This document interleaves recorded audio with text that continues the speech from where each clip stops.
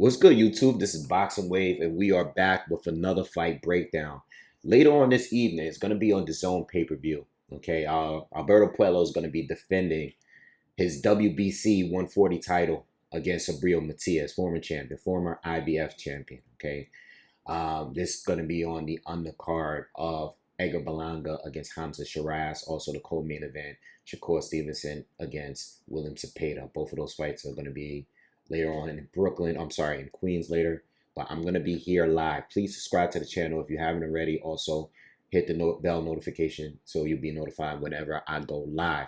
I will be live for this later. It's going to be on dazn. It's going to be a pay-per-view. But I will be covering the fight live just in case you want to check me out and listen to some good commentary. All right.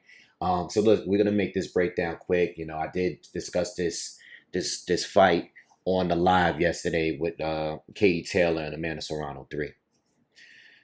Subriel Matias, Cuban fighter, 33 years old at this point. Did I say Cuban? I'm sorry, Puerto Rican fighter. I apologize about that. Apologize. You know, it's just you got Puello, he's Dominican. Subriel Matias from Puerto Rico. David Morrell, he's from Cuba. I was mixing them up. Apologize about that. But yeah, this is Subriel Matias is a dangerous fighter. He's one of the most dangerous fighters out there. You know, rest in peace to Maxim Dadashev, who passed away after their fight some years back. Okay, but this guy Matias is dangerous. He stopped a lot of guys on his stool from punishing them. Okay, he's not a one-punch knockout guy. He is a guy that's relentless, and once he gets his momentum going, he's hard to stop. There's not much you can really do about him. You know, few of his fights, notable fights. Yes, he lost recently to Liam Paro, but if you look at other fights that he's had, right? When you look at the Ergashev fight, who I believe came with the wrong approach. You know, Ergashev, strong guy, very powerful, heavy-handed fighter. Try to fight fire with fire by coming straight at him, landing big shots early on. Excuse me. But he was loading up on every single punch from the opening round. Even caught Matias off balance the first round. All right, and he just put too much into it in the earliest rounds. And Subriel Matias is a guy that stalks you. He keeps coming straight towards you. Even when he's not throwing punches, he is trying to burn you out. He's taking everything you got. He's letting you dish out everything early. Okay, he's in the high guard, and he's taking everything very early on. And guys like Ergashev got to eventually stop because he's too heavy-handed. He's letting everything go. He's burning everything out in the earliest round, and Subriel Matias started to walk him down and beat him up. And once he gets it going, he's hitting you all over the place. Hooks, jabs, body shots, everything, uppercuts, everything. He's hitting you up with everything. Once he gets going, it's over. And guys like him, guys like Ponce, another fighter, all right, not as heavy-handed as Ergashev, but super volume, you know, and they were hyping that fight up. I believe Ponce might have been undefeated at the time. Let me check, because I remember when it was live and we were covering it. Yeah, he was 30-0 at the time. He had a good knockout ratio, and they were hyping it up because both of these guys are volume punches, like, you know, two just volume punches going at it. But Ponce started off too fast, you know, high volume in the first round. The second round, he's throwing a lot of punches, burnt himself out. You know, Matias is still coming forward, blocking everything, letting him get burnt out so he can take over. Liam Paro had a perfect approach, and part of the reason why I had picked him to win the fight, because Liam Paro is he's a good boxer, but it's all about having cardio. It's all about knowing how to smother your opponent. And what Liam Paro did was do things to continuously disrupt Subriel Matias's momentum. And that's the way you got to beat this guy. That's only the real proven way to beat him. You know, I know Matias has lost early in his career, but he avenged that loss. But recently, Liam Paro, who is an elite level fighter at 140, was able to find a way to disrupt him by smothering his offense, all right? By throwing with him volume, not just loading up, but there was a science to everything he was doing, all right? He was stepping in, throwing at Matias, and then he would come in, smother him a little bit, push off, and then throw punches as Matias is out back outside of range. And that was the way to do it. He continuously do it and he continuously move. And Matias just never really got it going. Offensively, there was moments where he would just try to, throw a bunch of flurries and stuff like that. But Liam Paro, with the movement, with the durability, and with his good cardio that he displayed in that fight, he just boxed better. And he just, being that Matias is not a good defender, Paro just, he took care of him, and that's the key to this, to being Subriel Matias. You can't just be a good counter puncher or a good defender, or just a good value. You have to be almost perfect. You have to be almost perfect.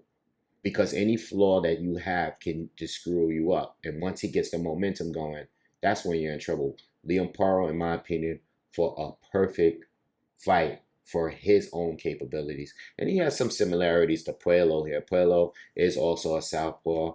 Puello has displayed good cardio. He's been fighting against some pretty aggressive fighters himself that he beat as well. He's still undefeated.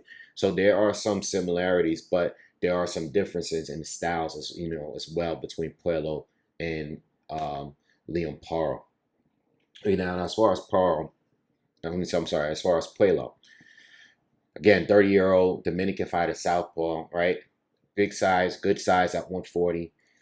Very, very good boxer, though. Technical, boxing IQ is on point. He does it a little different from Liam Paro, okay? He's very good at smothering his opponent's offense, right? But he's also very good at counterpunching.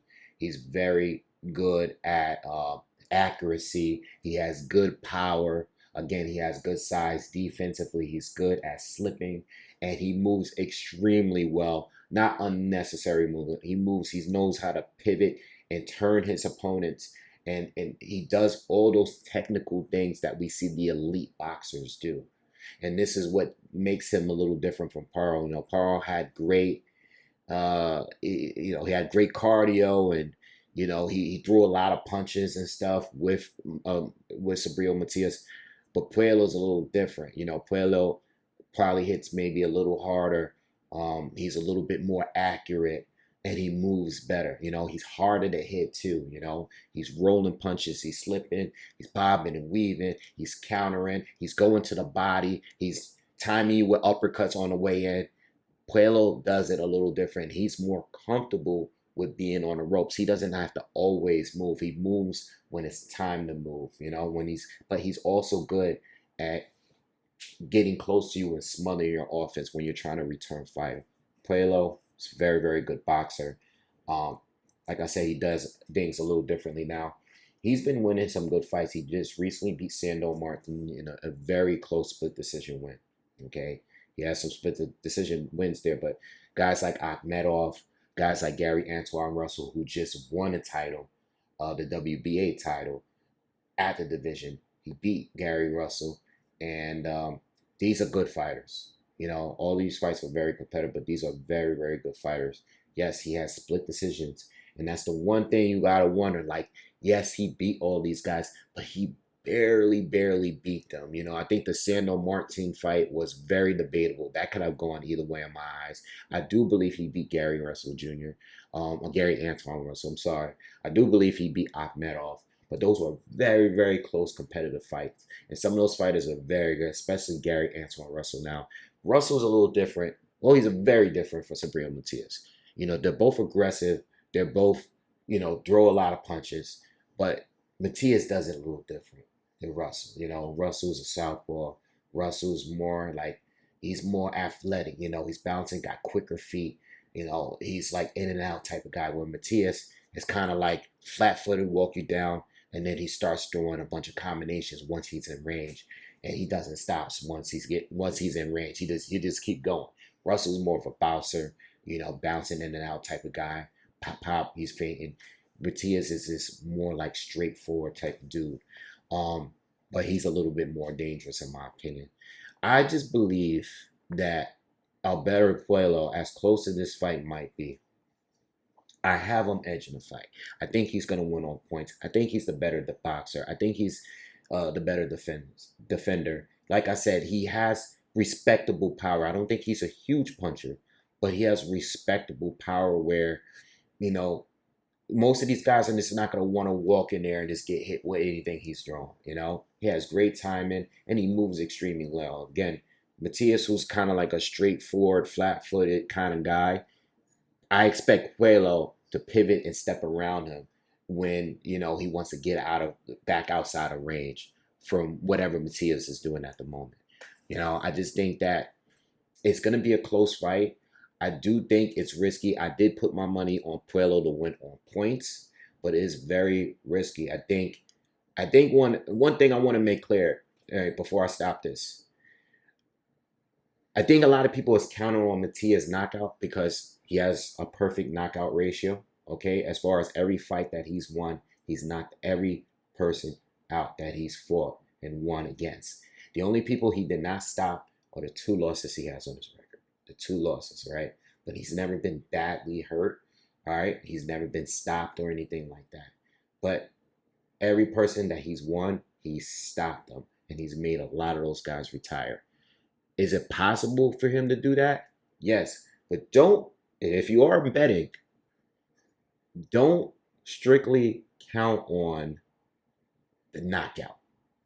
So if you are betting, just be careful, because if you are picking Matias to win, there's a possibility he can win on points because he can clearly outwork Puello too. So it's a risky bet. My bet, I got Puello to win on points. But it's a very, very risky bet because not only could Subriel win this on points, by knockout, but he can win it on points too. Because again, Puello, all his close fights, all his best opponents has all been by split decision, right? And if Matias at least can secure 6-7 rounds out of this thing, don't be surprised if he wins a close decision, because we already know that he's definitely going to be the aggressor of the 2. Puello doesn't have to go after him. Puello can stay at range, but at the end of the day, we already know who's coming forward here. Puello doesn't have to come forward, which also gives him an advantage because he'll be able to set traps and wait for Matias to come towards him. The only thing is he has to be careful and not punch himself out. All right? Should be a great fight. I actually think this is the best matchup on the card. I can't wait to see you guys later. Please hit the thumbs up. If you hear the background noise, I'm sorry about that. They're doing construction behind my building. It's going to be like that for probably another few weeks. But anyway, subscribe to the channel. Hit the thumbs up. I'll see you guys later on tonight. Peace.